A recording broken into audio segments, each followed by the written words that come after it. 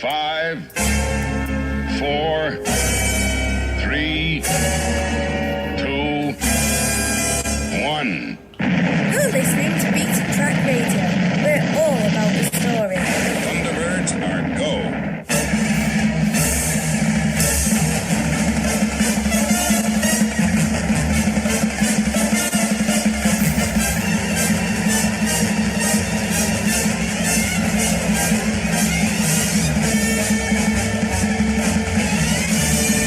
Beaten Track Radio. You may not find us on your TV, because in case you did not know, we're being brought to you by.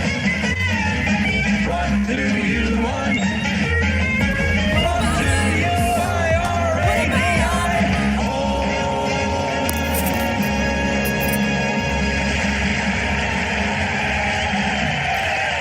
RADI. Good afternoon.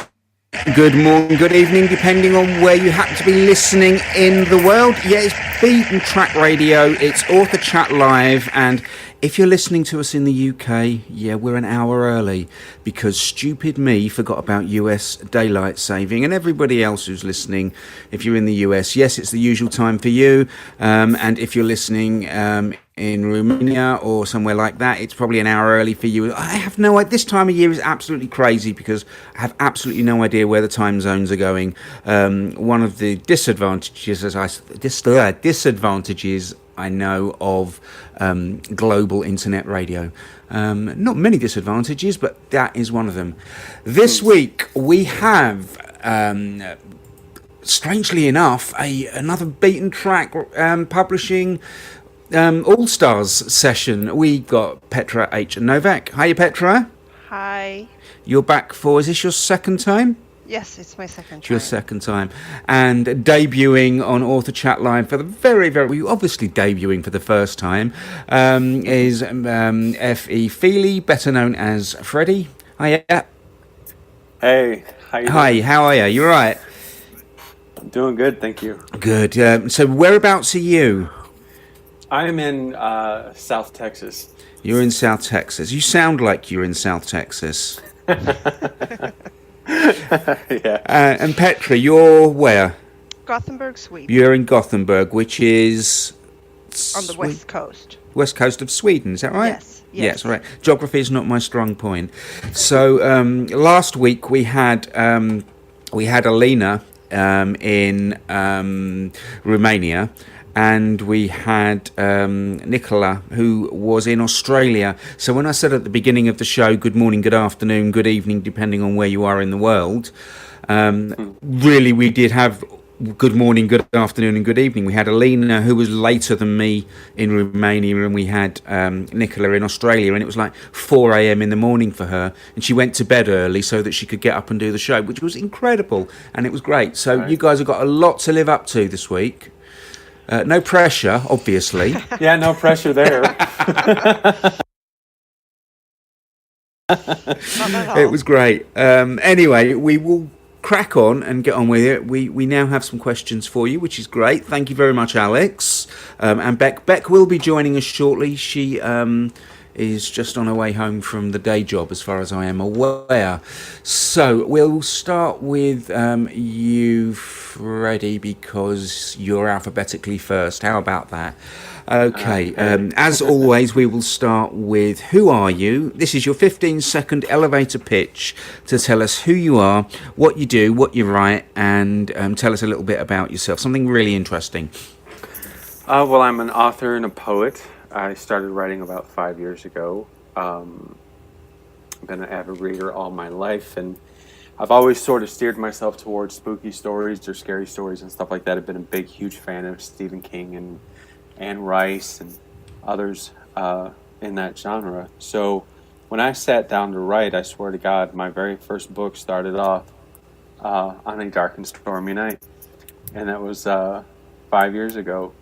And since then, I've written 5 or 6 books and been in a few anthologies and just published a work of poetry. And just moving right along, really excited to be with Beaten Track for my latest novel, Cloister. And yeah, that's pretty much it. Okay. Sorry, I'm laughing. My CEO, Debbie, she's just sent me a message that says I'm not allowed to upstage you, so I'm not allowed to say any more than that because I do something every week, and I'm not allowed to do it this week. I'm told, so I won't do it. Short leash. What is it? Every week when I mention Debbie, and I see if I tell you what it is, then I'll be doing it, and then I'll get into trouble. You see? Oh, you won't. All right, I won't. Okay, I won't get into trouble. Okay, so I've been given permission by you, Freddie, to say this. Then, yeah. So. I'm going to be in trouble whatever happens, aren't I now? Every week I always try and wedge into the conversation somewhere about my Lambda Literary Award-winning wife. You see? Oh, that's awesome. That's worth mentioning. And she says I'm not allowed to do it this week because I'll be upstaging everybody. So, and she hates me now. You're in the doghouse now. I am, absolutely. That's not in this house. Debbie. Being in the doghouse is not a bad thing in this house. Our dogs are Debbie, treated. don't you be mean to him. Did you hear that? See, I like you already, Freddie. All right, okay. Right. I forgot where I was. Oh, right, yes. Phetra, your 15-second elevator pitch. And let's see who you are and what you do and how you do it. Well, like Frederick, I haven't been writing for that long. I think it's like for serious the past 5 years too, approximately. But I've always written stories ever since I was a kid. Sometimes it was blogging, and sometimes it was journal, and sometimes short stories. So the reading and writing has always been a huge part of my life. What do I write? I think it's easier to narrow it down to what I don't write, because so far I've kind of been all over the place. I've written supernatural stories, romance stories, and I guess you would call the latest one a suspense story, a political suspense story. Yeah, I'm getting bits and pieces. I mean, obviously, I sit across the table when Debbie's looking at these, and I kind of get bits and pieces of both of your work just because they're on the screen when Debbie's working on them. So I get a feel for what. I mean, I'll be absolutely honest. I haven't read your books, either of you, and I'm very sorry about that. But I'm sure plenty of people will have done. I'm just trying to say that's great. I don't know where I'm going with that, honestly, to be quite honest. Right? Do you? Yeah. You see what I mean about planning? Awkward. I know, absolutely. No, I don't read. I don't read it, but I do see what's going on, and I know they're very well received, and I know Debbie wouldn't accept them if they weren't. Great books as they are. You would not believe the amount of submissions. What is that? Yeah, submissions. That's the right word, isn't it? Unsolicited. Debbie has just said amazing. So there you go. The amount of unsolicited submissions we get on a pretty much daily basis, to be quite honest with you. I've got 7 or 8 in an inbox, just synopsis and first couple of chapters that I haven't got around to reading yet, but we get these all of the time. So, welcome to, especially you, Freddie, because it's your first one with us. Welcome to what is essentially the family. It sounds a bit mafia like that, doesn't it? But hey, I'm all about that. Okay, fine. And Phetra will tell you, you've had 3 or 4 with us, haven't you? How many books have you had with Phetra? I have to think it's the 4th one now, I think. 4th one now, okay. Beck's going to be 10 minutes. I'm not even going to... No, I'll let you explain. I'll let her explain what's going on in her life in a moment. I have no idea what turning the okra means, but Sounds maybe it just means enough. turning the okra. That's a vegetable, Where's Beck isn't it? from? Beck? Yeah. I don't know. She sounds like you, but I don't think she's from Texas. Okra is it's a vegetable. It's good eating down here. Yeah, I mean, she's definitely US. I have no idea. Oh, flipping heck! This is yeah. The event page has just gone mad. So name that I don't mention. I haven't seen on the event page before. Jamie Fessenden. Good evening or good afternoon, depending on where you are. I don't know, but thank you for tuning in. Thank you for listening. We will get to your question very shortly, but for now, I would like to ask you a sensible book question about your writing process. We will get to the fun stuff in a bit, but let's just talk about the nuts and bolts of your writing. We'll start with you, Freddie, and you'll get the same question. But if you can answer first, Freddie, when you're writing, and you get an idea, do you start at the beginning and then work chronologically through the book until you get to the end, or do you just pick ideas, have ideas for the story and stick them in wherever, and then try and join all the bits together? Do you know what I mean? Right. Yeah. I start from the beginning and sort of feel my way through. There's people who can plot out a story, and I admire those people greatly. I feel like a blind man walking into a house, a strange house every single time that I sit down. I'm gonna have a general idea of what I want and where I'm going, but the process is, just sort of a feeling my way through. So that's how I operate. So you don't kind of know what the end is your book's going to be when you start. You just have a vague idea of some kind of plot. There's just a vague idea, and I just sort of let the story tell itself. And it's just a kind of a feeling, I sort of run off the emotion of the characters and the situations that I put them in or they find themselves in, and I've been surprised and at how I'll think the plot is heading in one direction, and then it turns around, heads completely in another. Yeah, it's sort of an organic thing. So yeah. So your character, you think you're going to go one way, and your characters are saying, "No, I'm not going to do that. We're going to do it this way instead." Right. Yeah, that's kind of What about you, Phetra? I think my technique or my way of working has changed over the years. I used to be freehand writing mostly before, but now I usually have an outline, and I usually know what's going to happen, like the big parts, Yeah. And then, but I don't let it ruin the story in the sense that when I'm writing and something happens that makes the character want to go in a different direction, or just a new idea pops into my head that I know will help the story make the point better or sound better or read better, I will follow that. So it's not written in stone for me, but I do have an outline, usually the beginning, the middle, the end, and some high points in between. Okay.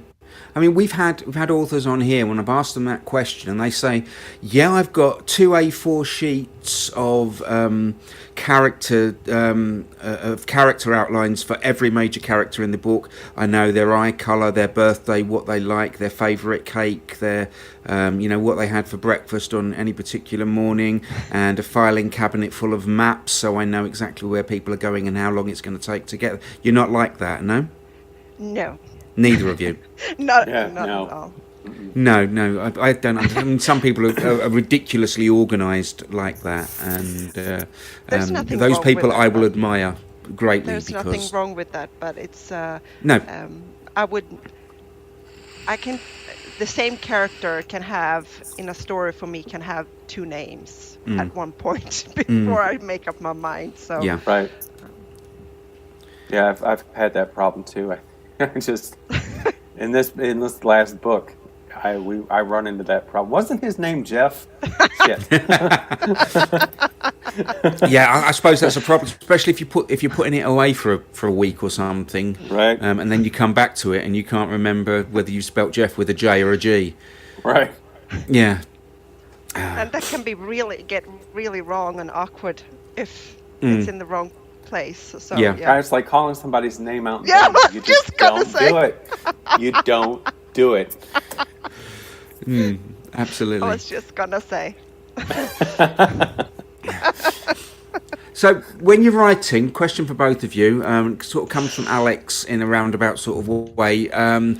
Are you writing in silence, or do you have the radio on, or do you have music? And the question is about playlists. Do you have a lot of authors have musical playlists for their book? You know, when they're writing their books, so that it gets them in the right frame of mind for writing, and that then means you've got a playlist of songs that you can almost pinpoint to your story. Do either of you do that? I have one. I always return to, because my books have been for the most part in the United States. So I regionally I try to find, what they're listening to in that space. But anything from Fleetwood Mac to Brandy Carlisle, Justin Jones, Fading Light is a. I wrote an entire book with that album on repeat. Um, but lately I've been writing a steampunk version of Phantom of the Opera, and All right, so that I've sounds been interesting. listening to a lot of opera, a lot of symphonies, and a lot of. There's just some beautiful music and it all works in the time frame and the environment and this sort of Penny Dreadful era, and it's yeah. But yeah, I constantly have music in my ears, constant. Okay, Petra. Um, it depends on. I always have what I call a theme song or theme songs for my books for some Yeah, reason.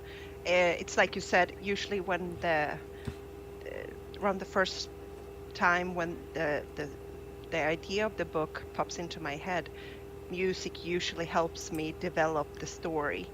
And the music is, yeah, it's like a dance almost. The music Hmm. helps to put the pieces together in some sense. But I don't always listen to music when I write. But usually, depending on what I'm writing, I prefer either to sit really alone, like close the door to my office and sit alone, or go sit in a public place like a coffee shop or something, depending on what it is that I write. do you think, if you're sitting and writing in a public place, do you ever find that what just happens to be happening around you ends up in your book?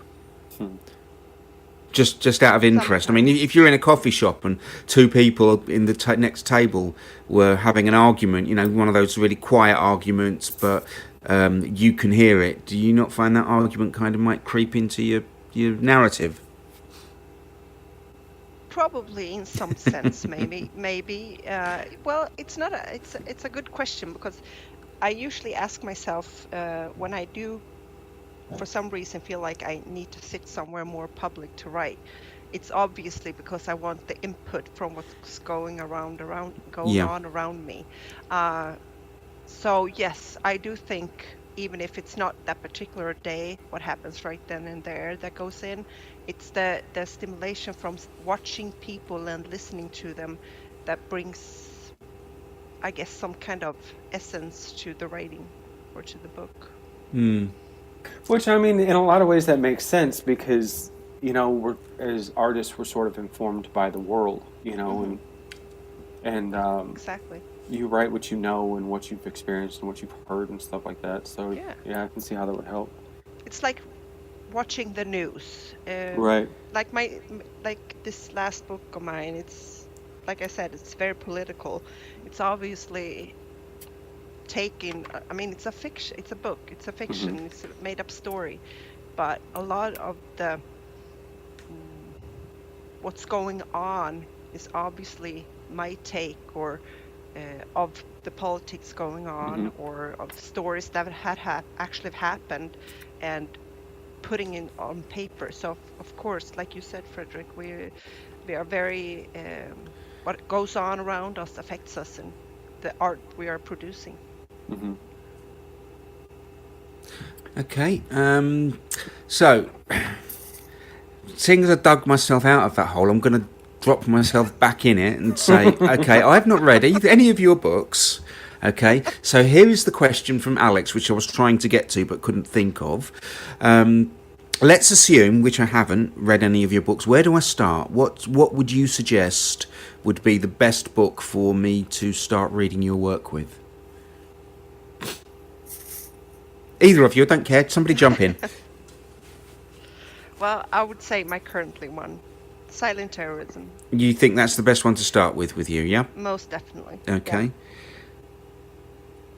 And Is that so- any particular reason why, or just because you want you think that I don't know. You tell me. No, well, honestly, it's because I think that's the one book that I think you would enjoy the most reading. Oh, you're talking Yeah. about me specifically because Yeah. you know me, yeah. But I mean, Yeah. I was talking more generally about Okay. about people in general. Okay. Where would be a perhaps what's the I'm trying to think of the right way to put this out, because I don't want to say less political, because I think all writing's political. And I know a little of silent terrorism, so perhaps talking something a about little more mainstream? gentle. Mainstream? Yeah, no, not even mainstream. I think just gentle. I think silent terrorism would be quite a leap for somebody to read as a first one of your books. But if that's what you think, then that's fine. I'm not trying to put words into your mouth. No. But I understand what you mean. If it's more, I thought you meant you personally. Yeah, I know. I'm sorry. That was No, my that's fault fine. entirely. That's fine. But if it was just a stranger on the street stopping me saying, "Hey, I know who you are. Which book do you want me to pick up first?" I Yeah. would probably say Heaven's Revenge. Right. Okay. Yep. Um, That's for the reason because it's light, but it still has suspense in it. It's still a thrilling story. It's fantasy, so it's easy. I think it's an easy story for a lot of people to, in some way, because it has so many things in it. yeah. That's the one with the wolf on the cover, isn't it? Yes. Yeah, yes. that's right. Alex has just posted up Amazon links to Silent Terrorism and Haven's Revenge. Is Silent Terrorism available yet, or is it still on No. pre-order? Pre-order. It's on so Silent Terrorism's on pre-order. Haven's Revenge is available. That's Caddo Norse Book 1. Is there a Book 2? Yes, book 2 is coming on October 15th of this Right. year. Okay, right, that's fine. Freddie, so same for you. Where should we start? I have a personal rule. Like, I write about things that scare me, Yeah, and that sort of motivates my writing. And I've got a rule that I'm going to take you into the dark, but I'm not going to leave you there, and you're not going to be there by yourself. okay. And so anything that you read by me it could be a little scary, it could be a little shocking, maybe. I think the easiest read of mine to introduce people was the book I put out before this called When Heaven Strikes. Okay. And I think that's probably the more gentle of the books. That is not, I mean, that's a contemporary, or my take on contemporary gay life and what I call romance little r. The love is sort of in the background of the story, but like Phetra, I kind of hang out with what I see in the world and my observations of the world or things that I've lived through or gone through, and it sort of informs my work. The late great Nina Simone said an artist's responsibility is to talk about the world around them or to reflect the world around them, and even though it's fiction, good fiction has truth embedded in it, and so. I agree. But yeah, I think When Heaven Strikes is a good place to wade into the water. Okay. There's an Amazon link up on the event thread for When Heaven Strikes now. Thank you, Alex. Invaluable member of the team is Alex in Romania. Hi, Alex. So actually does more of the production on this show than anybody else, to be quite honest with you. Posts questions, posts links, records the show and whatever. So if anybody's going to miss the first hour because we started early, then I promise with this one, stick it up somewhere so you can actually download it or at least listen to it. It'll probably go on YouTube or something like that. So we'll see how we go with that. Maybe I'll cut out the embarrassing bits, but they'll only be only my embarrassing bits, obviously. So everybody's heard my embarrassing bits before. It doesn't matter. So it doesn't really matter. Right. Another question. I'm just trying to find one that. I'm going to ask the question that was posed. Well, where has it gone? There was a question. Remember when I said there was a name that I didn't remember? Jamie Fessenden. Jamie Fessenden. That's it. Right. Okay. Hello again, Jamie. Your question was: do you have favourite books in your genre or any genre? Do you have favourite books on writing that you go to, for instance? So, favourite books do you have a favourite book in your own genres or any genre? And then do you have any books on writing that you might go to for inspiration? So it's kind of two questions there. Both questions require the answer of a book, I guess. How long do we have? Well, No. technically we've got an hour and a half, but seeing as it's my radio station, you have as long as you want, really. Well, I have many. Yeah. But just to mention a few, one of my absolute favorites, it was one of the first books, adult books, I guess you could say, I read was Colleen McCullough, Tim. It's a really good book. It's about a young man that has a disability, probably autism or something similar, and it's a really beautiful book about being an adult and living with some kind of disability and how the world treats you. And I think she wrote this in like the early 80s or something. So it was a different time too. And also in the genre, if we're talking about LGBT, I have to mention it. I love Debbie's When Skies Have Fallen. It's a classic. It's a book that every person on the planet should read. It's just that simple. And the same goes for Dan Skinner's Memorizing You. It's two books that, I have no words to describe. Okay. Thank you, Alex. Thank you. Alex has posted a link to When Skies Have Fallen before, so I'm just going to mention that that's there again. Thank you, Phetra. I didn't prompt you to say that at all, did I? No. Okay. And I won't mention that was the one she won the Lammy for, because I'm not allowed to. I'm in so much trouble. Oh dear. That is also available as an audio book. I honestly, I've read that. I love that book. It is incredible. It is an absolutely incredible work of art. And also available as an audio book via Audible if you are that way inclined. The ebook's free, and the paperback is available at a cost if you wish to support the author. That's great. So please feel free to do any of those things. If you want it for free on an ebook, then just go ahead. Hello, Grace. Grace has arrived. Grace is late because Grace, we've recorded that. She's just said I'm such a ditz with the time. Grace, we've recorded it. You haven't missed much, but you will be able to catch up at a later day. With the show. And that's my dog just having a bark because I've just moved my chair. Say hello, Moo. See, now she's shy because... Okay. There we go. Where were we? Freddie, same question for you.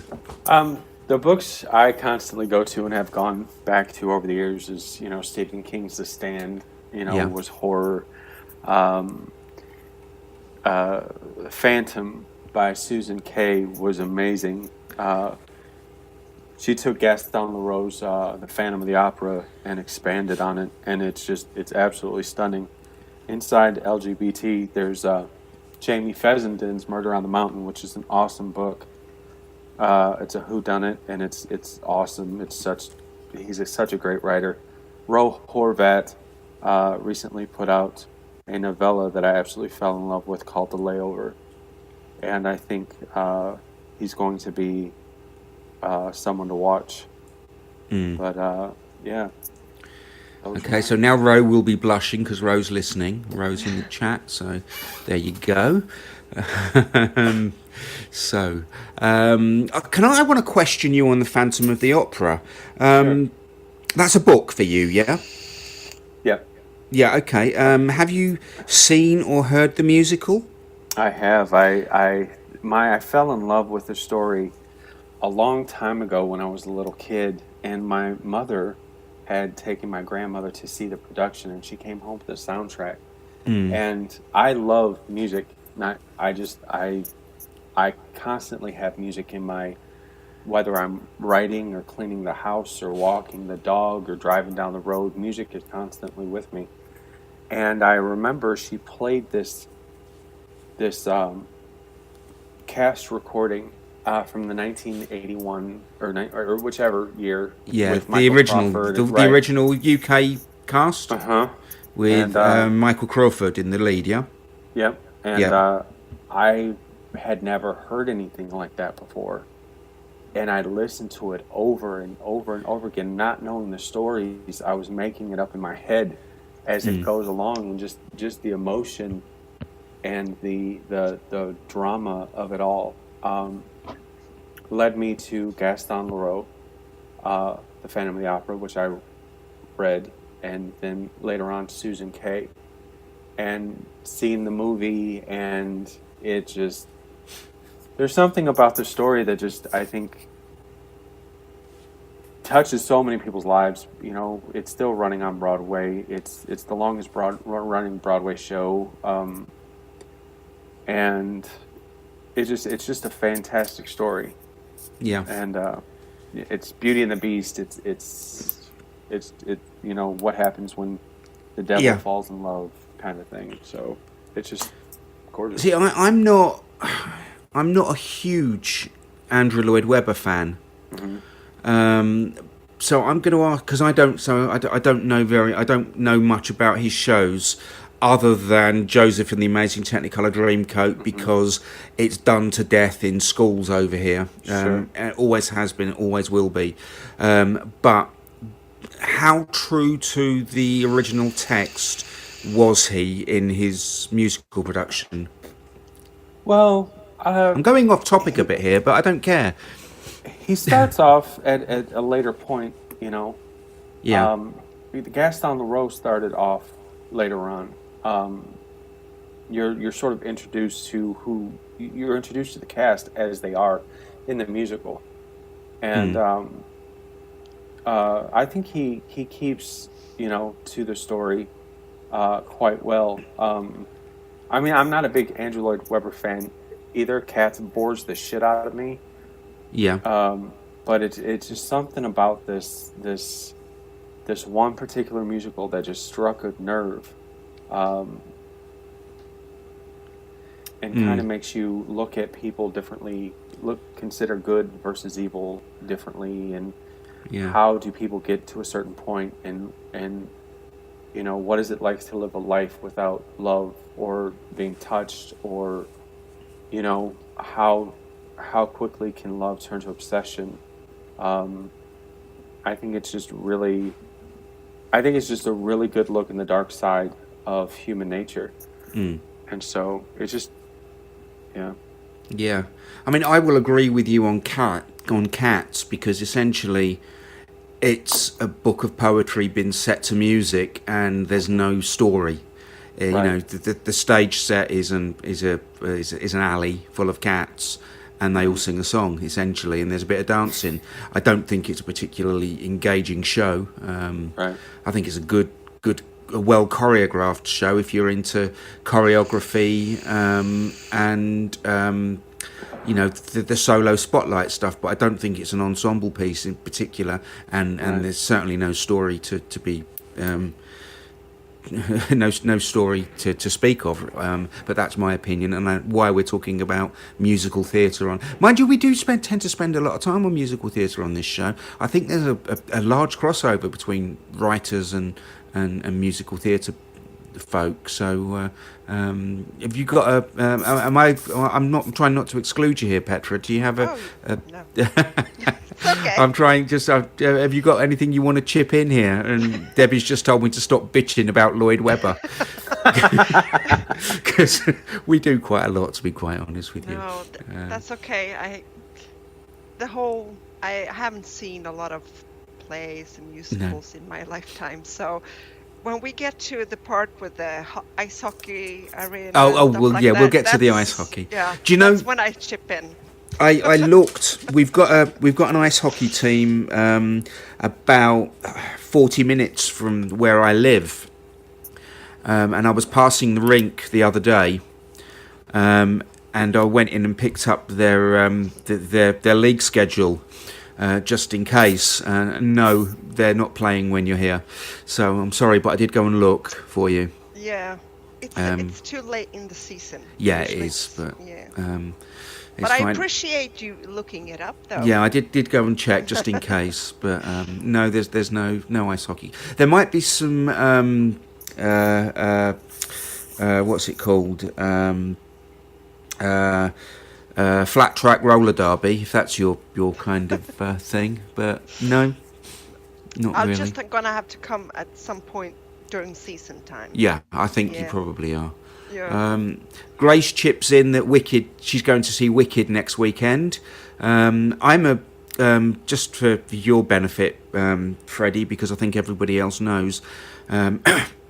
By trade, I'm a theatre technician. I do lighting and sound and all that kind of nonsense. Okay. I very rarely go to the theatre because I tend to spend stupid amounts of money on a seat and then spend the whole of the show looking up in the sky watching the lights. Right. Which is critiquing but I did go to see Wicked. That's funny. I can honestly say that Wicked is an absolute masterclass in lighting, in sound.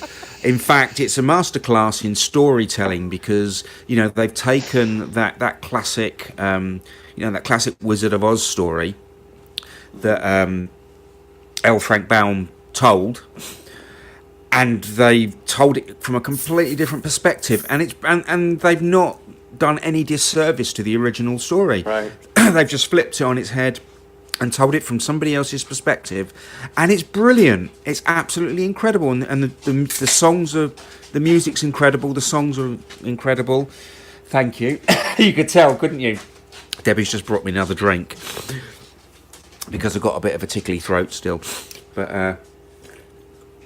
So yeah, that's incredible. And Grace is going to see Rent. Oh no, Amy's going to see Rent. Amy, I want to come to see Rent with you. Absolutely incredible show. Also, no, you want to go watch the lights with her.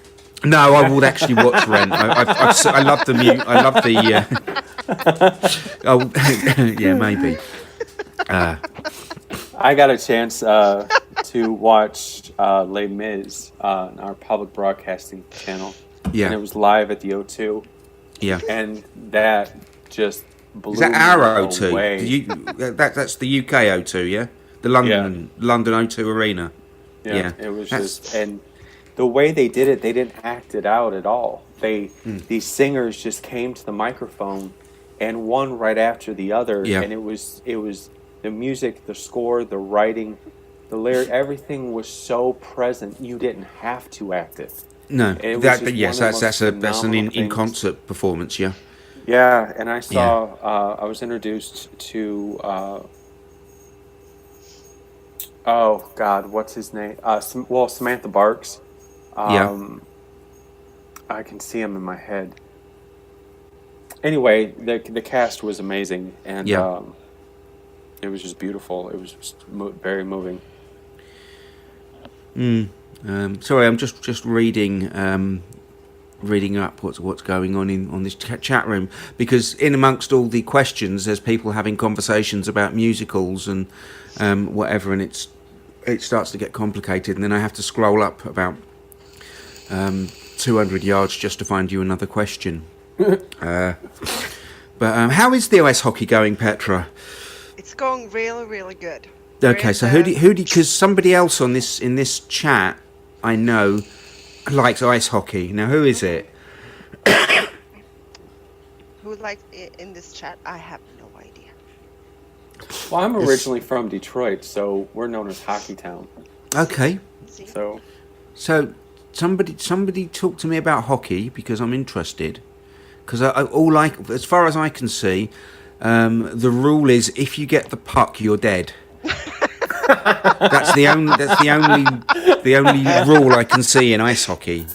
So, Well, kind of. You get chased a lot when you have the puck. yeah. Jamie says that we're all a bunch of young whippersnappers because Jamie's seen Puccini. So there we go. I'll see your Puccini and raise you Shakespeare with David Tennant. How about that? oh wow. I've done that, and Patrick Stewart in the same production of Hamlet, which was quite incredible, to be quite honest with you. Yeah. So anyway, yeah, but ice hockey. Tell me more. So who do you support, Petra? Well, it's one of my home teams. So Yeah. it's their name is Frölunda Indians. It's Okay. or Gothenburg HC. It's somebody on my time. It must be one of my Facebook friends supports the Penguins. Who are they? Penguins. Oh, all these ridiculous extra names that they Yeah, have. it's one of the American teams that are the Oh, Pittsburgh? something Penguins. Yeah, Pittsburgh? Pittsburgh Penguins. Pittsburgh. Yeah. Okay, so must be an author. I'm pretty sure it's an author. When it's come to the NHL, I have to say Toronto. Yeah. Okay. Boo. Detroit Red Wings, honey. Well, they had a few good Swedish players at least. Yeah. Yeah. Swedish and Russian. Yeah. Yeah, basically. Oh, I see. So American ice hockey is basically importing all the Swedish and Russian players, and that's Yeah. why. Completely sucks. Okay, and it's VL Losi that likes the Penguins, that supports the Penguins. Thank you, Alexis. This is great. Everybody knows what's going on except me. Dear. So should we get back to talking about books? Sure. Because, or something that's at least vaguely, Literary. yeah. Do you know when I said to you about, just, half an hour before the show start that it's really informal and we'll go off topic and everything? Do you see what I mean now? We'll just... right, okay. So, Alex wants to know, how many half-finished and unpublished bits and pieces have you got sitting in desk drawers around your writing space at the moment? And what have we got to look forward to? Oh, wow. Yeah, go on, Petra, you can start. Just at the top of my head, and I'm sure I'm going to forget something. Yeah. I probably have 5 or 6 started ones. Yeah. Yep. By started, how much is started? I mean, we talking about a page, a chapter, No. half a book? I would say I have 5 that are at least half done. Okay. So what's the plan for the rest of the year? You mentioned about the Caddo Norse book 2 later. Yes. Yes. Is that it for this year for you, or is there anything else?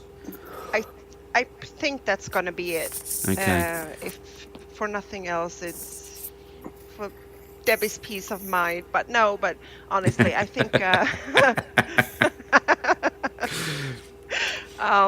no, but I think that will be it. But I hopefully at the beginning of the year after I'll have a couple more. Okay, yeah, I mean, there's always the possibility that Beaten Track might decide on another anthology or something between Yeah. now and Christmas, but I don't know. You Not never that I'm- know. Not that I'm putting ideas into anybody's heads. So if anybody's got any ideas, then, a decent theme. We should then do I'm some sure- for Halloween. Halloween. Do you know Halloween in that? this house it's a funny subject. I freelanced for a scare attraction, which is probably one of the biggest in the UK. I do their lighting and videos and stuff. So I'm not really around very much come the beginning of September through till end of October. I kind of live in this scare attraction, so I don't really know anything about Halloween, what goes on in the real world, because I'm too busy playing with lights. So, but yeah, Halloween themed anthology. I'm just wondering how that would maybe. Okay, I'm sure Debs is listening, and I'm probably going to get a rude message very shortly. But We'll listen for the ding. Yeah, okay. I've turned it off. Okay, Freddie, how many half-finished pieces of writing have you got hanging around, and what have we got to look forward to from you for the rest of the year? What's kind of a funny story, Closer was a shelved book. It was Okay. completely written, and I put it away and forgot about it for a couple of years, and I was going through old files and stuff like that, and I read it, and I was like, wow, why did I put this down? And so that's how that started. But Phantom's half written, I believe, and I have a book with Jamie Fessenden that we're working on. It's a ghost story that hopefully will finish this year. And also with Ro Horvat, we're working on a classic werewolf story, and hopefully we'll be able to bring that about this year, maybe early next year. So Okay. really excited about that. Debbie has just said, next anthology, edited by Nigel. That's not actually going to happen. The lighting was amazing, guys. Yeah, absolutely. Yeah, how do we get lighting into a book? Ask you. Yeah, I'm sure we could probably figure something out. I don't know. Right. Okay. Theater from the Rafters by Nigel. Okay, I'm going to segue into audiobooks here. How are we doing with audiobooks, Petra? Anything on the... No. No. It's going to be a short conversation this week, Grace. I'm sorry. Freddie, have you done anything with audiobooks? Yes, I have. Oh, When good. Heaven Talk to me about Strikes- all your audiobooks. When Heaven We Strikes have is on- Grace is a regular, very, very regular listener. Has a huge long commute and does nothing but audiobooks. So anything that's audiobook related by you would be, I'm sure, most welcome. So let her know what you've got. Okay. Well, When Heaven Strikes, it was the first book that I had on audio. It was done by the amazing Vance Bastian. He's got such a lovely voice. Velvet, if I can use a word to describe it. His voice is just amazing. He did that for me, and he's also doing Closer, which is in production now. So really, really excited about that. He's a really, really good actor, and I can't wait to hear. I can't wait. It's really kind of funny because you have your own inner narrative voice, and it's always fun to hear what other people or how other people interpret, where they emphasize and stuff like that. So I'm really, really excited about that.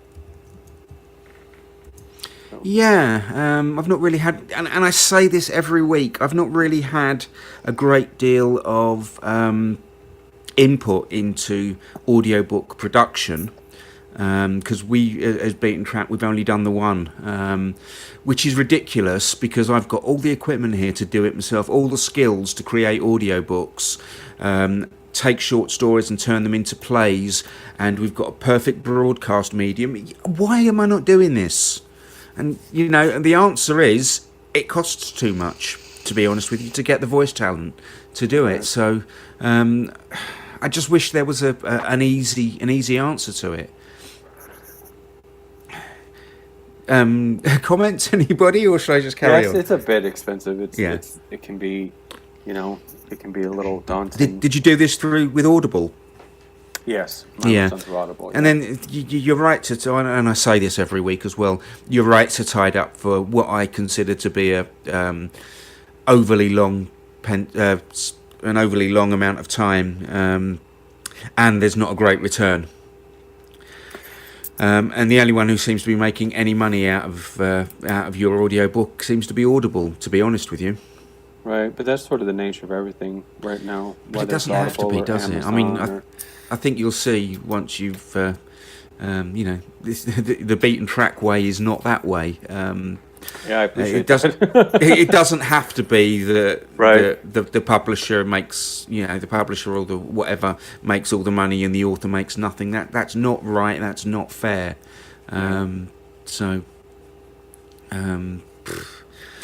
That's just me saying the same thing over and over again, week after week, and every week coming back and still not having done anything about it. So, sorry about that. That's just me being me, I'm afraid. Should we play some music? So while I can, I don't know what happened to Beck. Yeah. She was going to go. Who wants to go first with the music? I don't care really. Fight amongst yourselves and then let me know. I think Frederick should. Okay, This Freddie, is- you can go yeah. first. It's first time. You've chosen Pink. Yes. Tell she's me my why. spirit animal. Your spirit animal. Pink She's is my your spirit animal. She's Absolutely. brilliant. She is. That's my girl.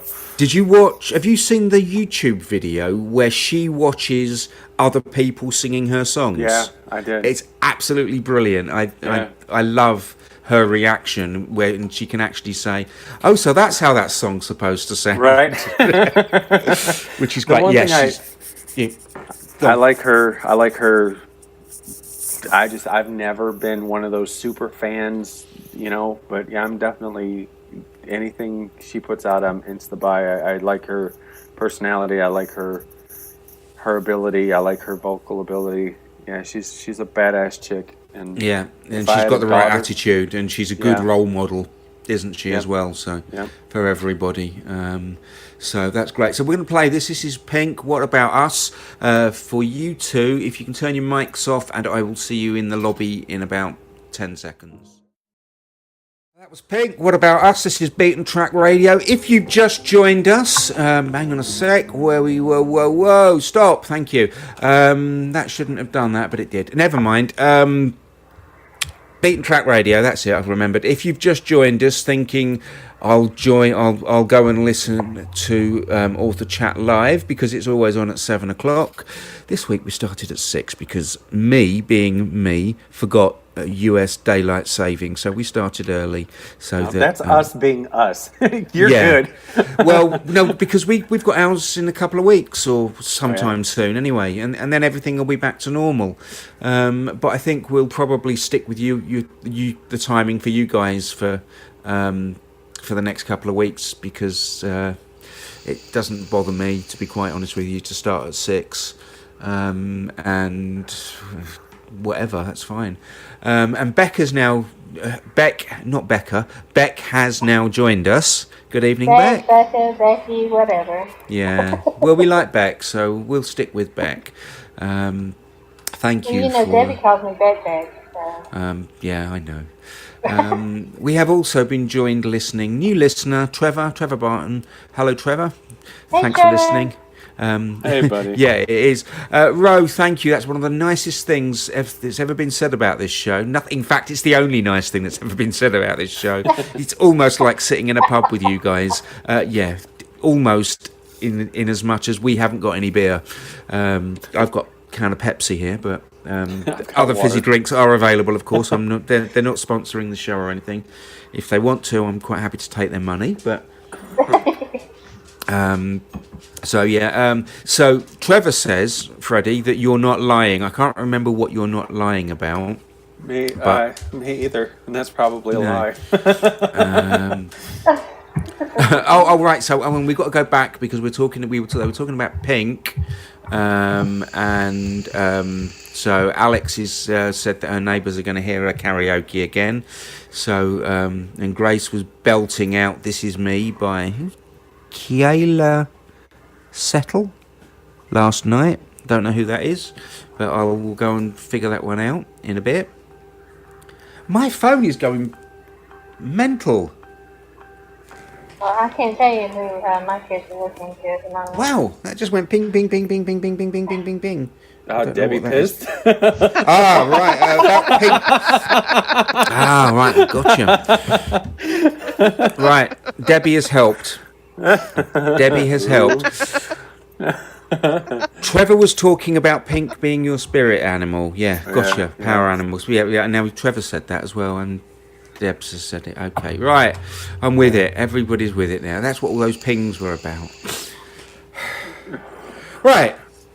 Beaten Track Radio, second hour. If you've missed the first hour, we will be putting it up on somewhere, YouTube or SoundCloud. I will get it up and I will post on the Beaten Track Radio Facebook page. So if you follow, whatever it is you do with a Facebook page that isn't a personal page, then you will get the notification of where the audio for this 2 hours will be, minus the music, because copyright legislation and licensing and all that, you're not allowed to play the music unless it's live, and because you're not allowed to skip it or whatever, things like that. So work that one out. Have we talked about the books yet?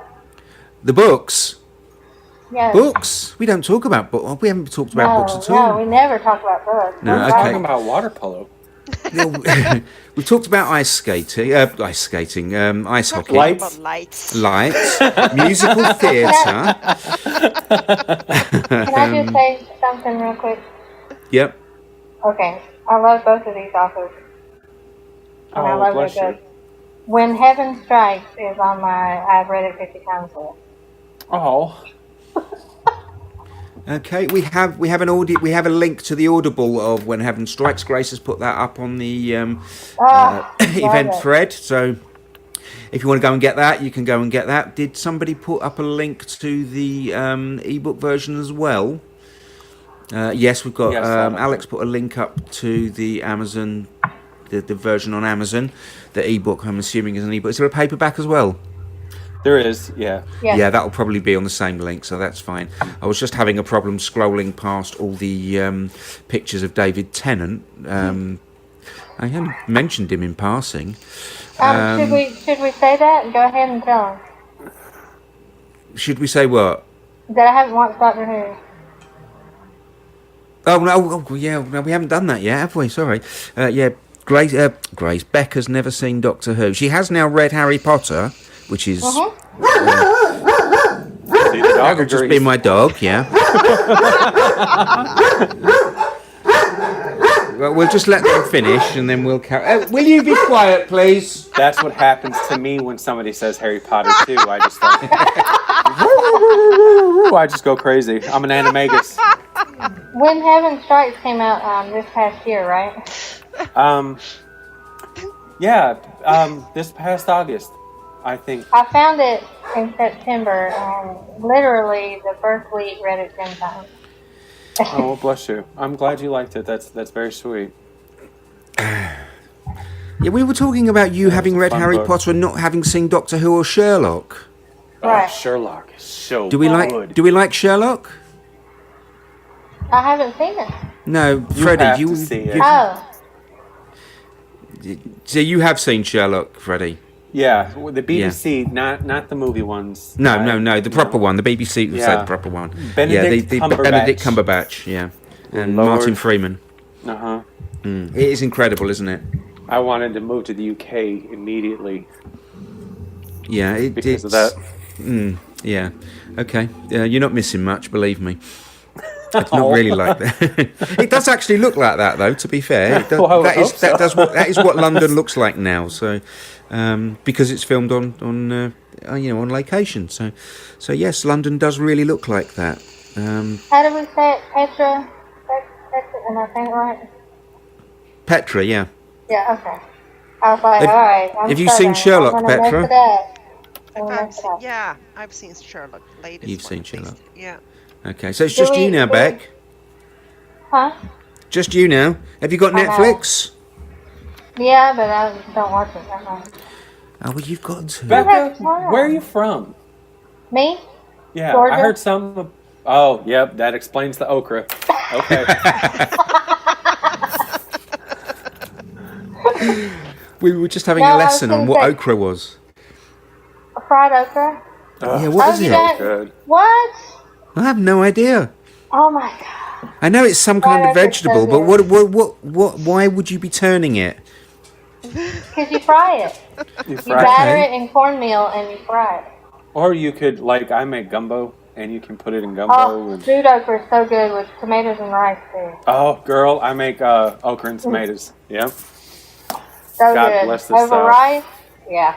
Yep. So Okay, good. welcome to the Beaten Track Radio Cookery Hour with your hosts Freddie and Beck. all you folks over there where it's cold need to come and Oh, yeah. Beck and Yeah, I'll we cook do. for you. Okay, You know what I cooked with it? What? Fried liver and onions and gravy and rice. Lord, Oh, I'm hungry. Sorry. I have I'm no. just gonna sit here and drink my water. You've got plans for food this evening, Petra? No, I'm done. I You're was going done. to say, have we put her books up? I haven't even looked at the chat thing. Yeah, Petra's what went up? Haven's Revenge went up. Oh my God. And Silent Terrorism is on pre-order. That's up as a link. Yeah. Thank you again, Alex. Love of the Game? Have we got Love of the Game up? We haven't got love. That's the one about Finding ice hockey. Home. See, Petra, when we talk about ice hockey, you're supposed to promote your book and remind me that Okay. Love of the Game But is I all get about so ice I hockey. will. excited about the game. It's freaking amazing. Let's just say, I forgot about the book thing. When I, oh my gosh. come on. Oh dear. Okay. Yeah, I know. Okay, so yeah, Love of the Game is also by Petra. All of a sudden, as if by magic in a moment, I'm pretty sure there's going to be an Amazon link appearing on the event thread because it kind of happens like that in, just by magic. I've been holding off, Beck, because you posted a really good question right at the beginning of the thread Okay. about 3 days ago. Uh-huh. And I've been holding off asking it because I know you want to ask it because it's your question. So I'm going to let you do that, and I'm going to sit. There we go. There's Love of the Game book. Love of the Game link has appeared, Love of the Game is courtesy of amazing. Roe. There you All go. of her books are amazing. You need to get them if you don't have them. Okay. Right. So you can ask your question then, Beck, and I'm going to sit here and drink my Pepsi. Okay. This question is for both of you. And do you have a bucket list? And then so have you checked anything off of it? And I wanted to know because I checked something off my bucket list a couple weeks ago. So, and it was amazing.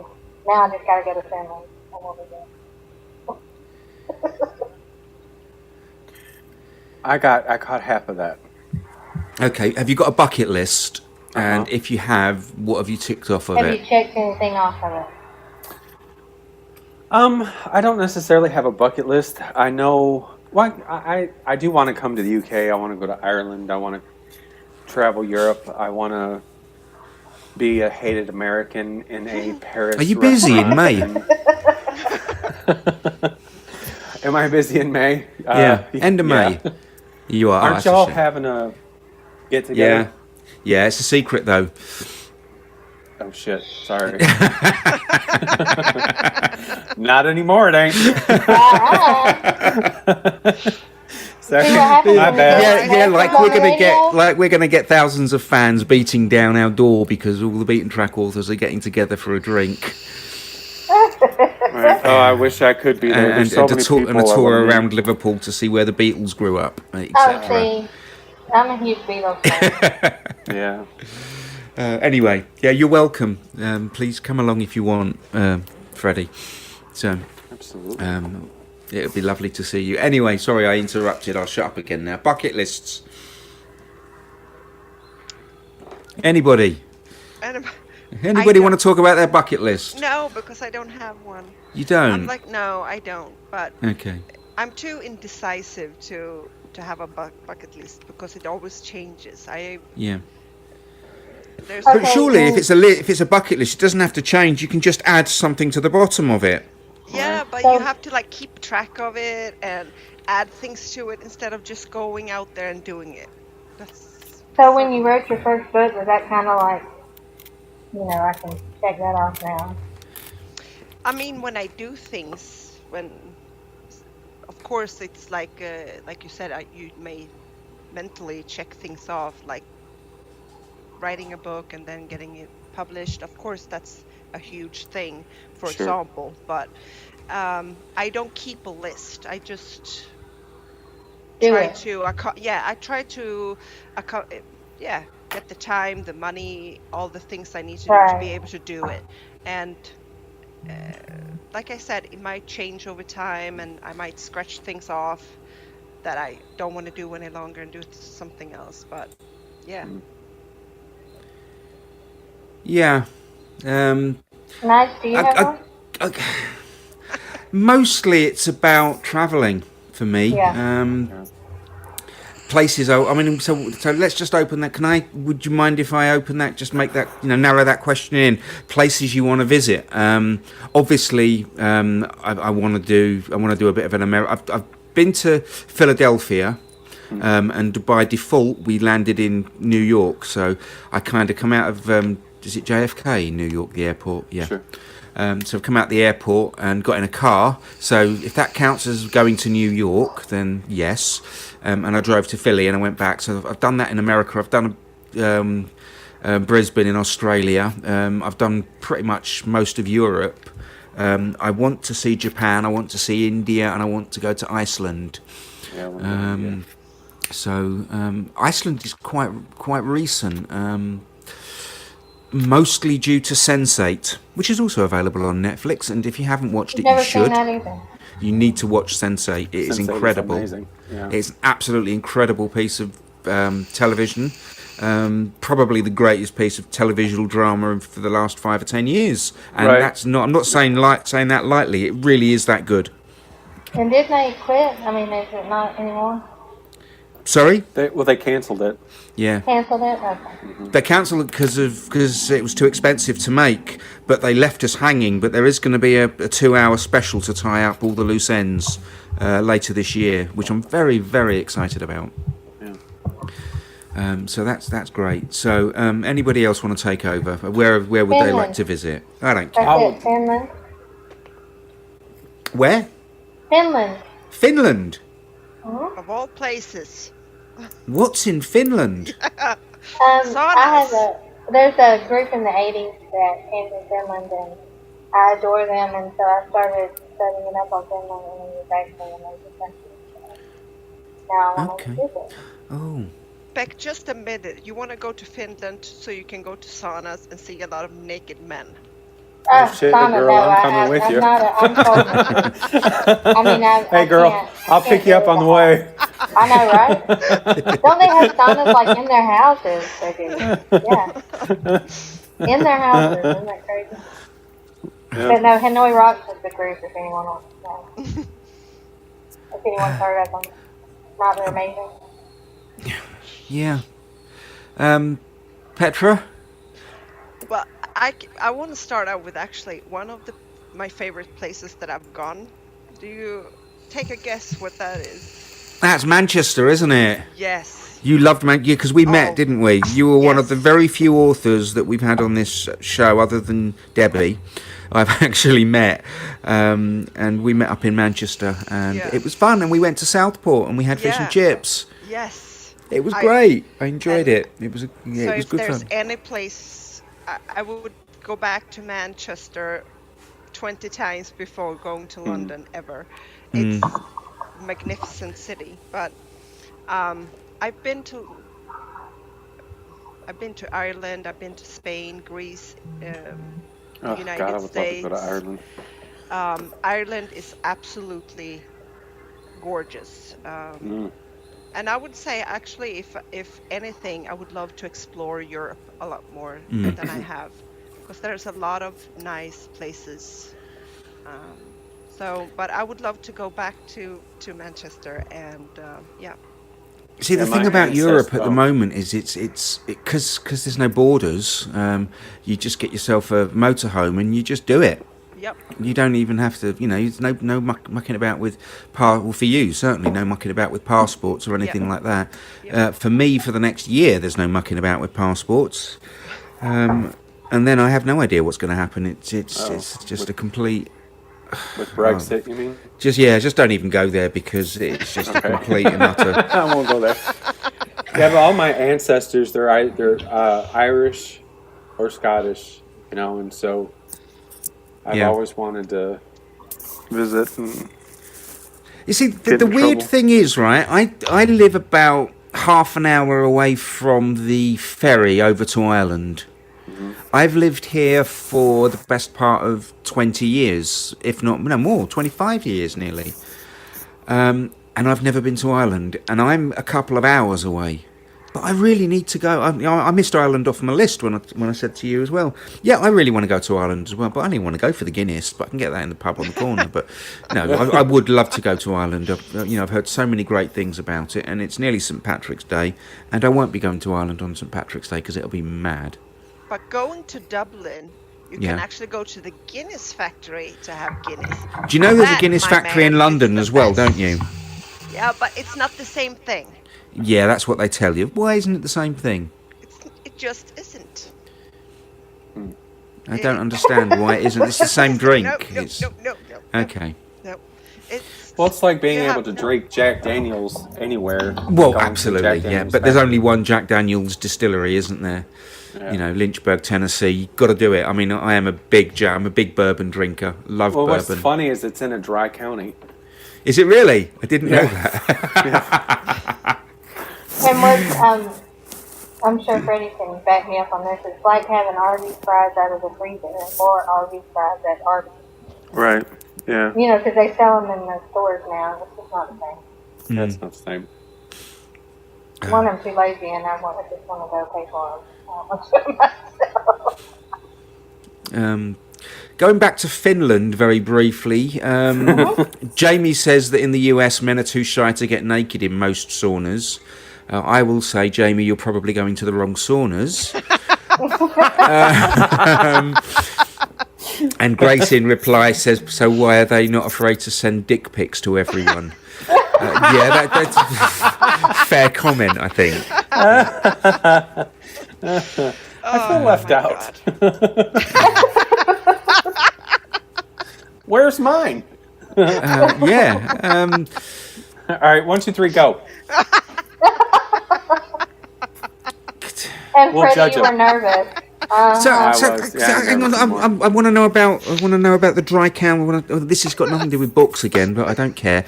I want to know about Lynchburg, Tennessee, and dry counties, and because I drink a lot of Jack Daniels, and I wasn't aware that the people who make it can't drink it in their own county.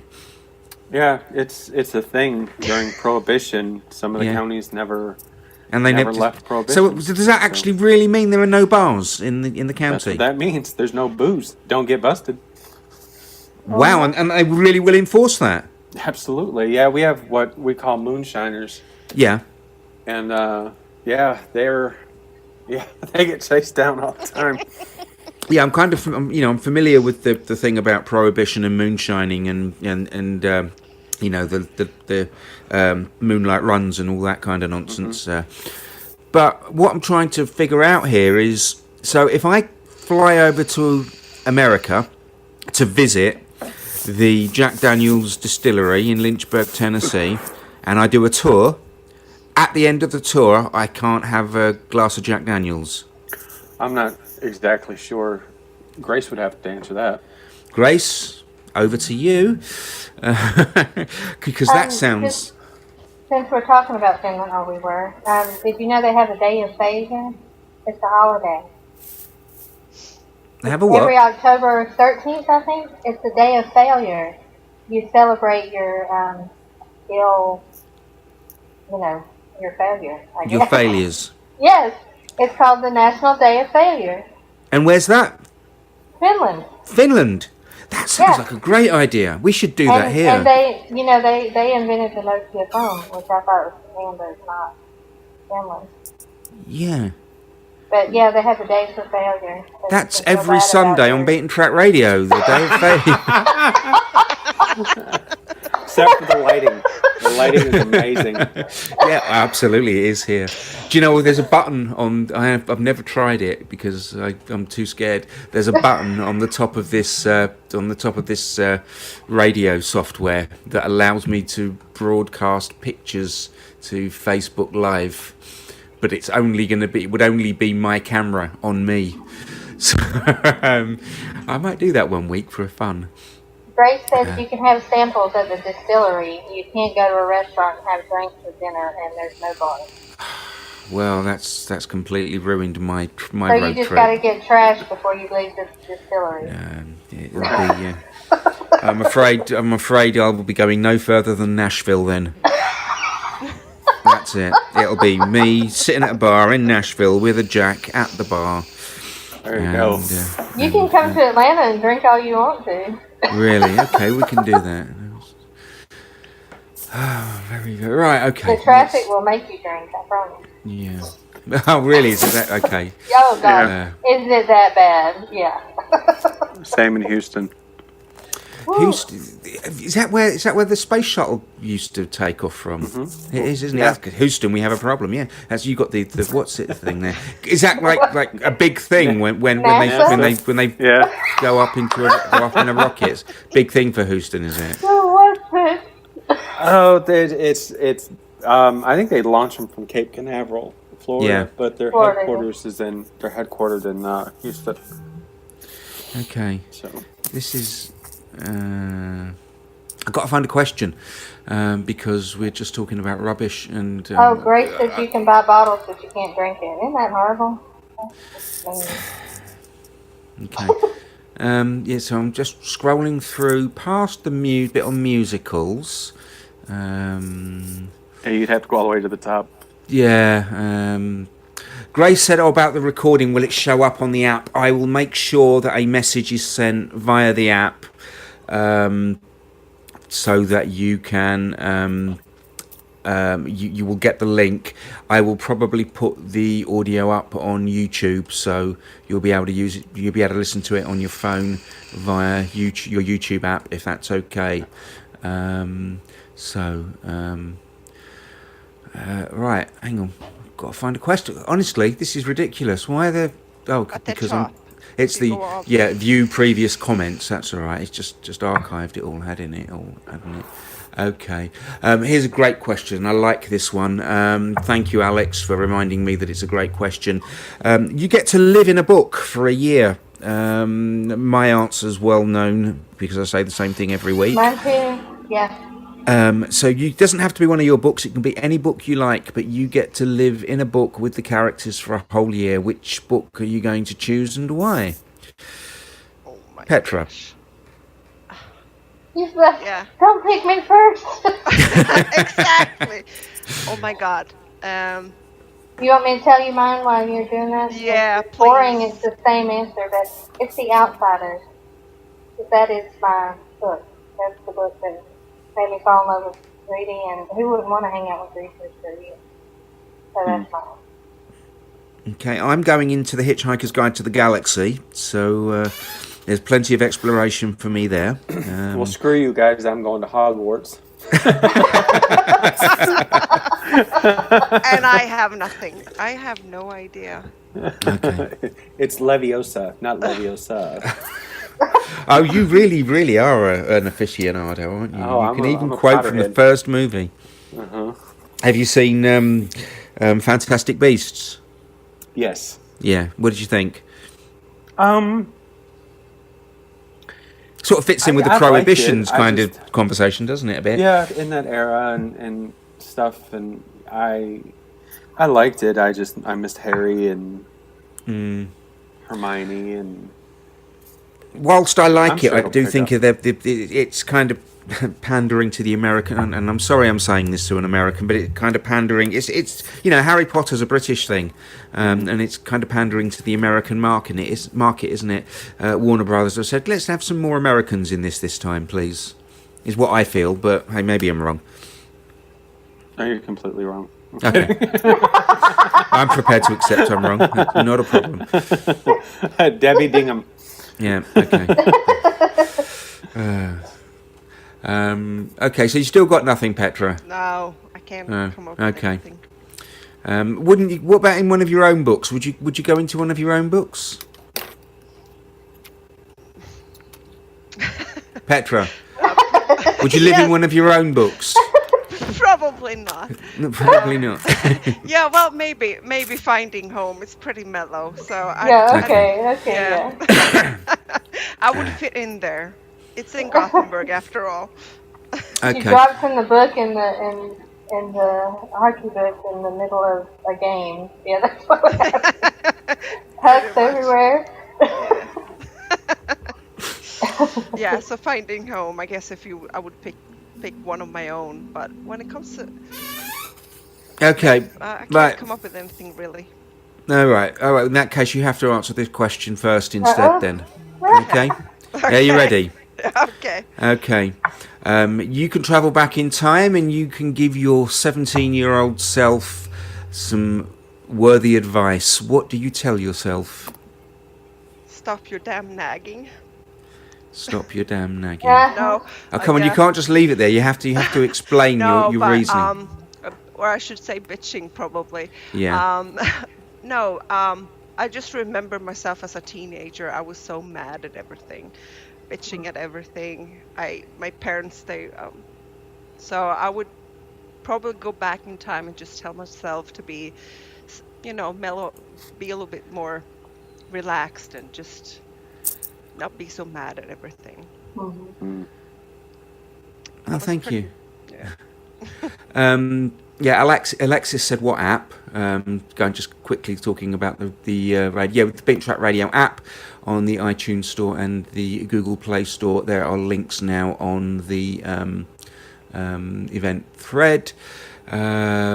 Freddie, your question: what are you telling your 17-year-old self? Hang on, kid. This ain't gonna last forever. You're gonna get married. You're gonna become a writer. You're gonna be in the service. You're gonna travel the world. Just hang on. You'll be okay. There's a song about that. There was I can't remember what it was, but it's basically things will get better. It's not always going to be as bad as. I hear lots of stories about how terrible American high school is for a lot of kids. Oh, God. I mean, is it true? Yeah. Oh, it's bullshit. It's Oh, is it? bad. Okay. Yeah. What is the statement is bullshit, or American high school is No, bullshit? high school. High school is bullshit. It's a necessary evil. It's the only socializing institution Yeah, that this country has. yeah. And but it's just the age and the it's so complicated, and we just don't have time. But You have to have a thick skin, let's just say that. Yeah. yeah, you got to You be have to. tough. Amy says high school is awful and a lot of people don't outgrow it. But hey, it'll be all right now because all the teachers are going to be carrying guns. Too political? Okay, Jesus sorry. Christ. But Yeah, I get a little bit cross about. They won't pay the teachers. They No. won't give them No. raises. They don't give them health care. They won't let them deduct their the extra stuff that they pay for the students, which is quite a bit off the I know. tax. Yeah. It's such a bullshit ripoff. And how anybody in this country could be a teacher, which to me, they're trying to kill public education, which is what the bottom line is. They don't want it anymore. It's sort of like your opponents, the NHS, they don't want it, so they try to undermine it at every turn. That's the same with public That's it. education. I mean, it's the way you do it. You underfund it Absolutely. until it's falling apart, It falls apart. and then you say it's not working. Look, We'll it doesn't privatise work. it. Absolutely. Yeah. my sister is a teacher, and she actually took a pay cut to work at a private school because it's, more freedom, to do what, you don't have to follow the curriculum, verbatim like you do in public school, because you do. I mean, you get in trouble. So Yeah. she took a pay cut to work at private school.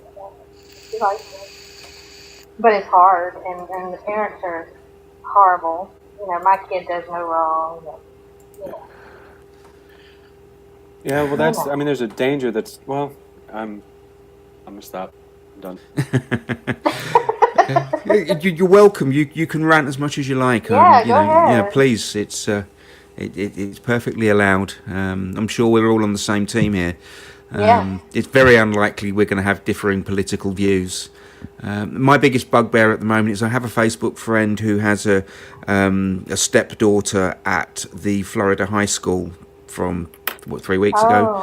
Oh, no. And they're talking about. I mean, she's fine. There's no problems there. But the conversation that followed was about arming teachers, and it was going to be across the country. Cost something like $36 million to train and arm teachers, or maybe it might have been 360 million. I can't remember. But the point is, the week before that shooting, that school did not have enough money to buy paper to administer tests. That's the way it's operating. But they And can it's- find millions of dollars Absolutely. to train teachers to open carry arms or conceal carry arms. They don't want It's kids absolutely going ridiculous. to those schools. They don't want them there. No. And that's the whole.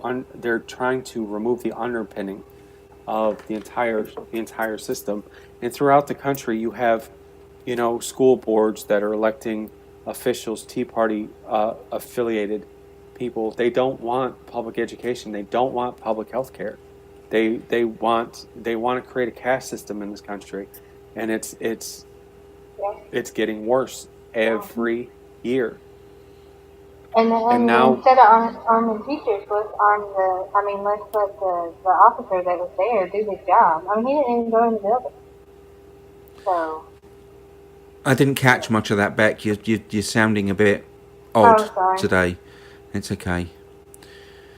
is that better? Maybe. Say it again.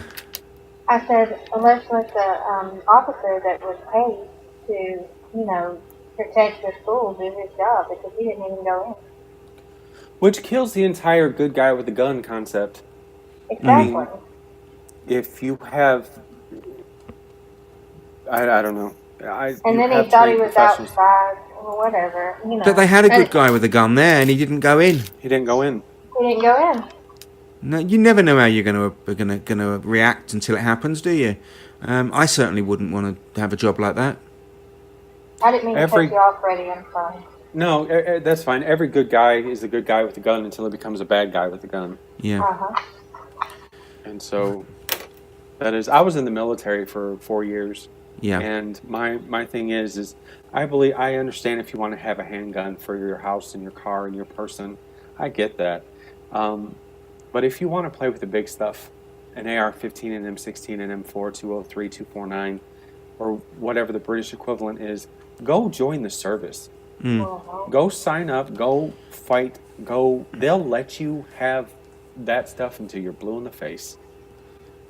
It's like paper patriotism is paper patriotism. It's all bullshit. See, now Florida have just passed a new law that says, the minimum age for owning a gun is 21, and the NRA have contesting it. They're actually putting They're going to sue them. Yeah, no, you can't do. That's 21 for a gun is reasonable. If having a gun at all at home is reasonable, I mean, I can kind of, sort of, almost understand it. I mean, I would never have one here anyway. I don't think anyone in. I don't think I know anybody that would want to have a gun in their house. But if you want to, then that's fine. But 21. And what's this gun show exemption thing where you can go in and pick one up if you're 12 years old if you're at a gun show? Yep. What? It's crazy. It just doesn't, honestly, that's it just where doesn't we're make at. sense to me.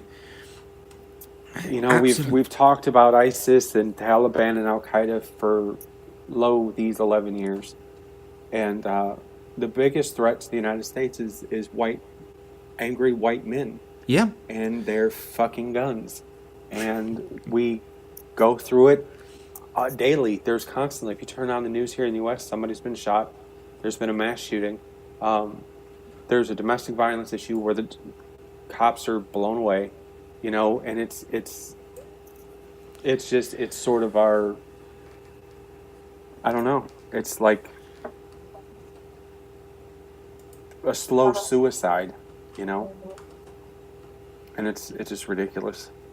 But the NRA owns our Congress right now, and that's the reason why nothing's happening. That's the reason why nothing has happened in the past 25 years.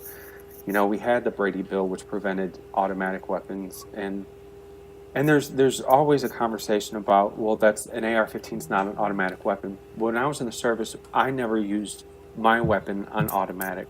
You're trained not to ever use it that way because you end up damaging the gun.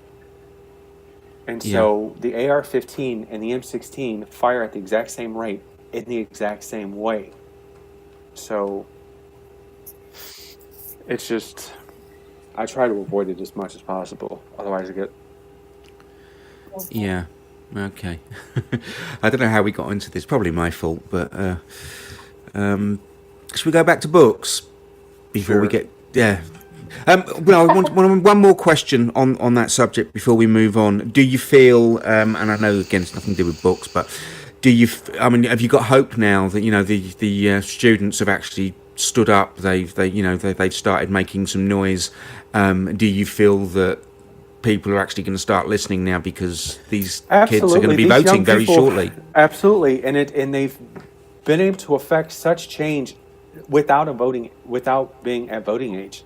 You know, these aren't the hell that they've caught, and they're catching a lot. They're receiving death threats, but they've been able to affect so much change on the national level in the major retail industries like Dick's Sporting Goods and Walmart and Kroger have raised the age themselves without any kind of legislation coming from the states or the federal government. They've gone ahead and changed it because I think the majority of Americans are sick and tired of watching this. It's been happening since the early 1990s with Columbine High School was where it first kicked off, and it's been trending for 20 years.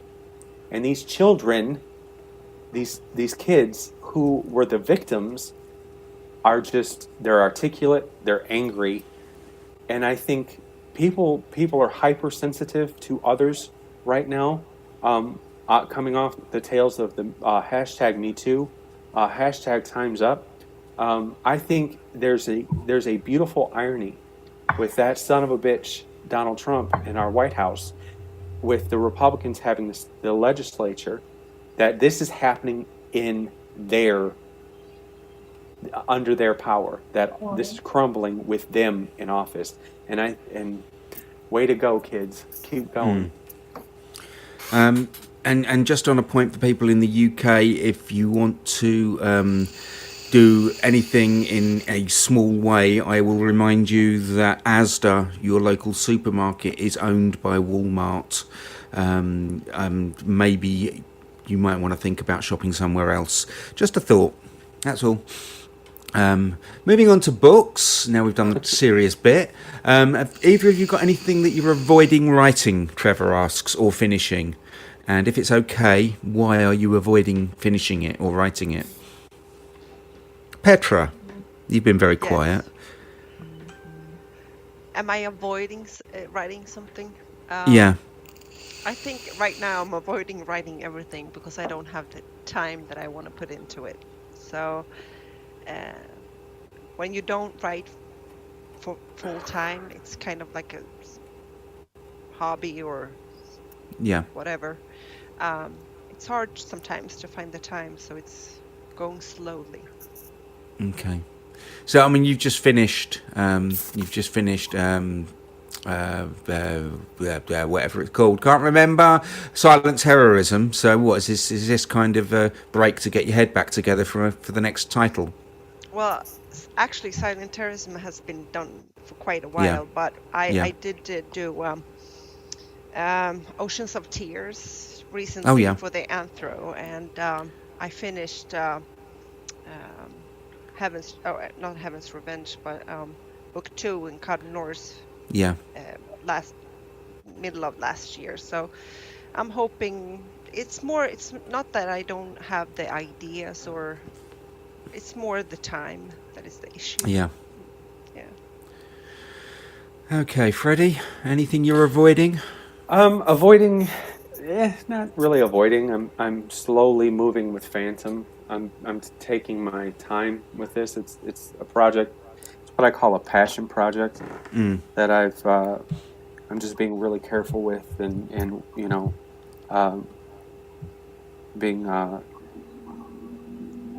conscientious about, and molding and shaping the characters and the scenes and how I want it all to work out. So I think it's something that I'll return to often, Yeah.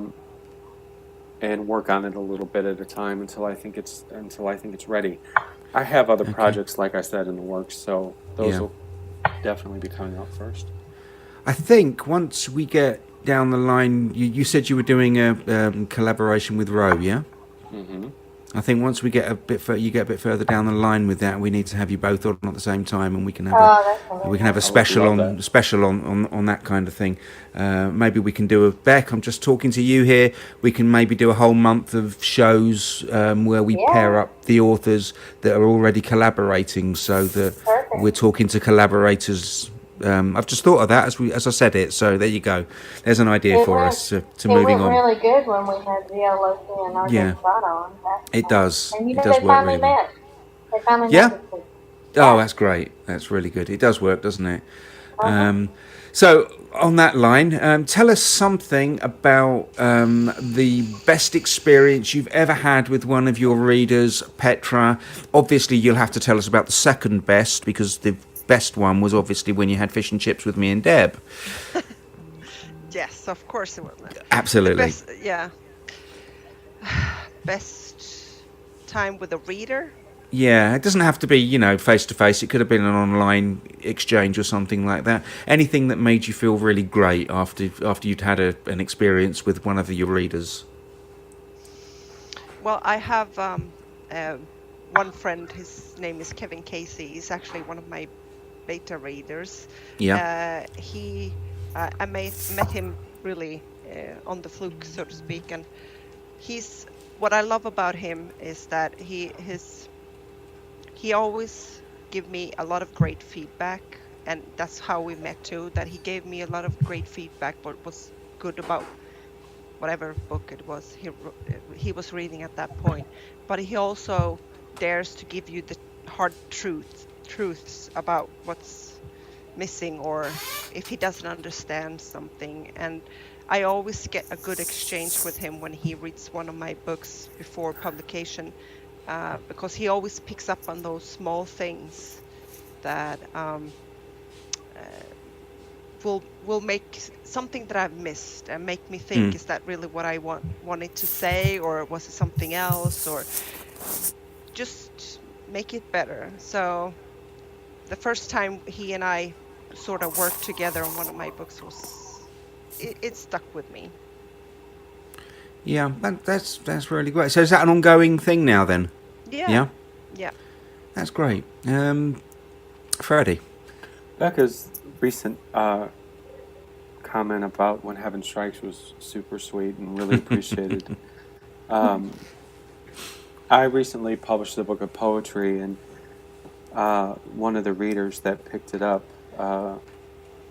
was so nice and so lovely about it, and she contacted a magazine, and 5 of the poems will be in this magazine that is pretty well known. That's amazing.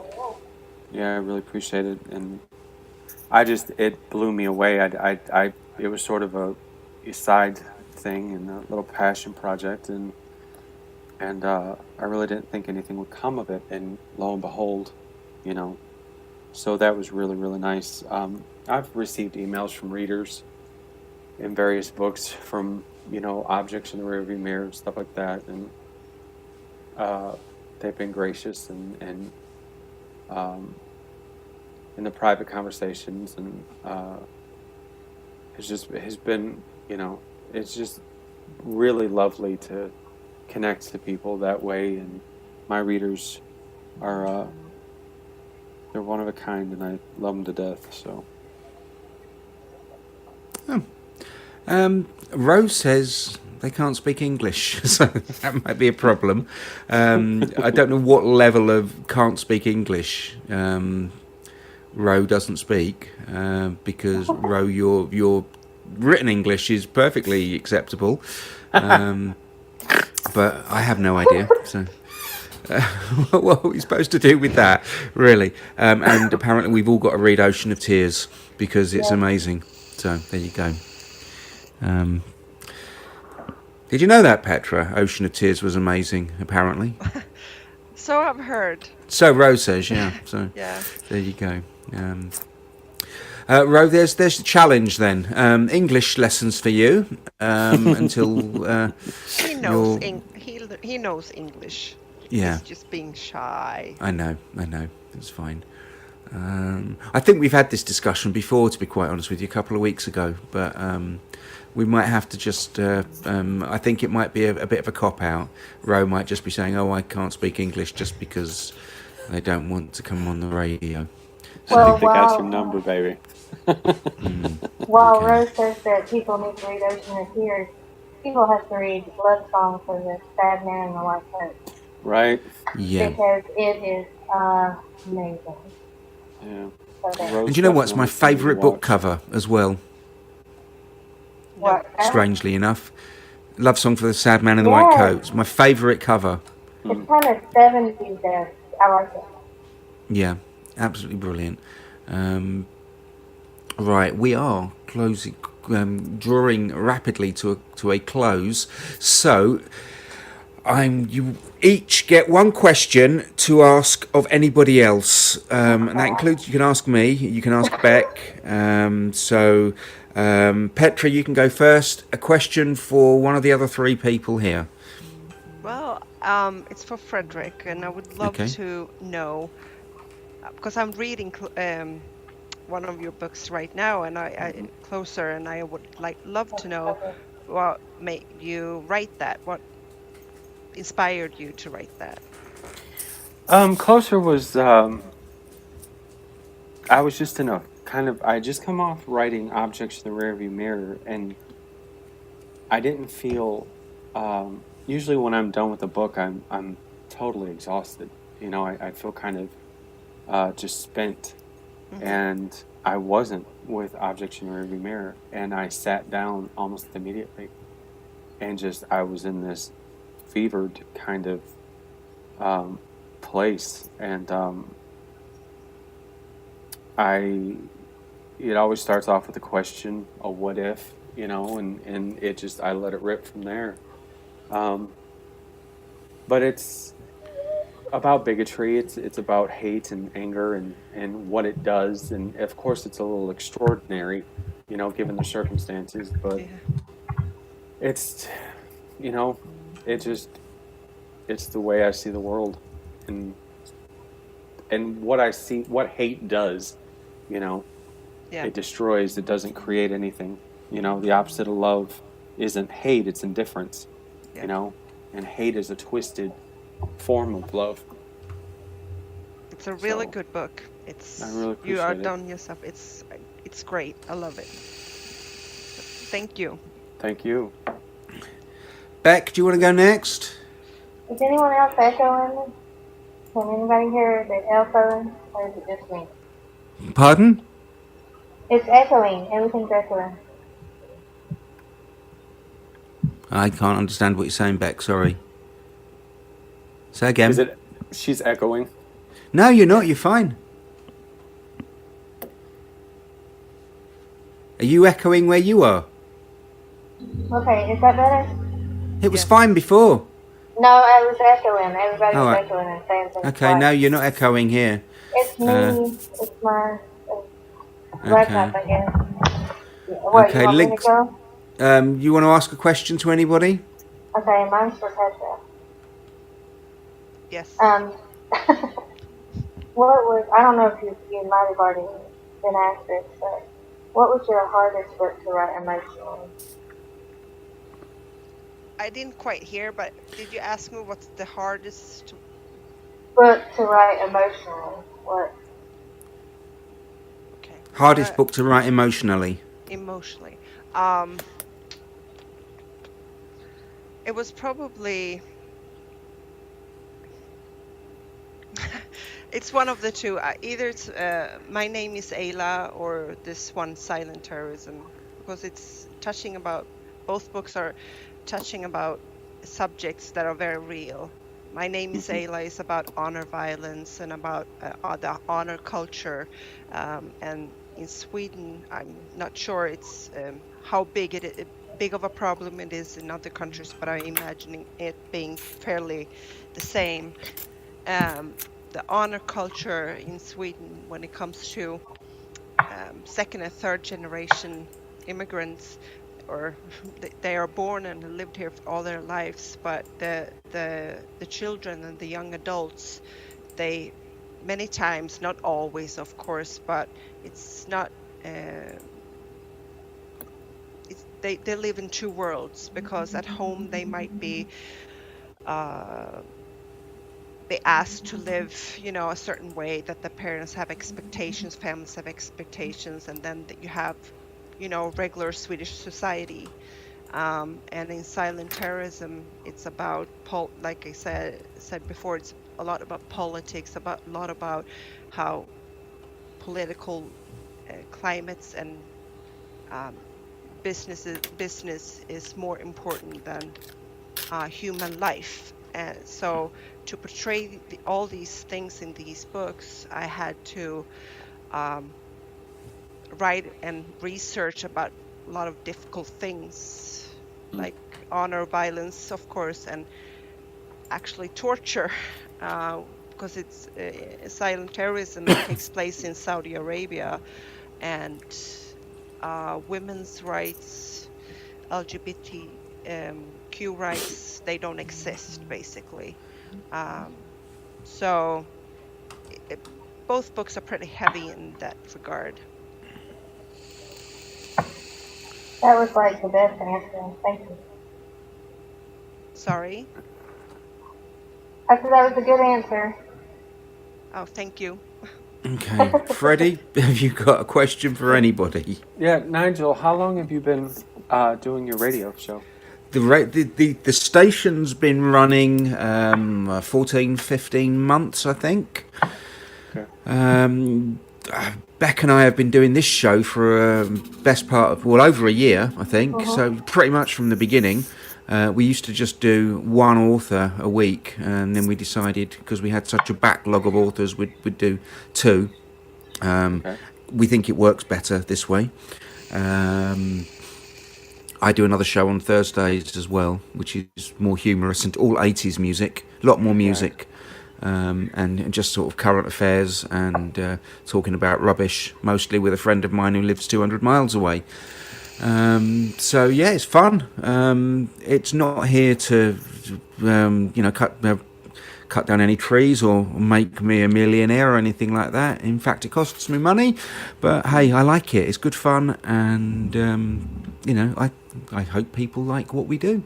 This was fun. Thank you. It's nice to, if you've got it on in the, if you've got it on in the office or the car, it's great because there's no ads or anything. It's just pretty much music all the time, except when we go live and we do these kinds of things. So it's great. Yeah, I enjoy it. So links are now up on the event thread for My Name is Isla, Objects in the Rear View Mirror, Closer, and Love Song for the Sad Man in the White Coat, courtesy of me, Alex, and Ro. And Alex says, we're so glad you have two writers, two Writers invited now. Invited for what? No, Two at a time. Yeah, it does work better, doesn't it, Alex? So much more. I get a question, don't I? I don't know what to do. I don't really have one, to be quite honest with you. You could ask who is the author for next week. I could ask you, couldn't I? That's a good idea, Beck. Beck, who are the authors we've got next week? We have Susan McNichol, and she gets to pick a guest, so we'll find out. Okay, we've had Susan before, haven't we? Yes. Okay, that's great. Right, we are done, guys. Thank you so much for your time. We are going to finish with a track chosen by Phetra. Do you just want to explain what this is, Phetra? Because it's a bit not what people would be expecting. Yeah, well, actually, it's remember we talked about music and theme songs and everything? Yeah. And yeah. This is actually the theme song for silent terrorism. And it's the name of the song, to translate it, it's either Hey Immigrant or Hey Traveler. So it's about traveling and being a foreigner in a strange place, and how you feel and how you are treated, and it's about being in a different place and not quite knowing if you fit in. Okay, thanks. Freddie, thank you very much for joining us as well. You've been brilliant. Thank you Thank for you. Thank having you us. both. This has been Beaten Track Radio, Author Chat Live, and we'll see you all next week. Good Thank night. you.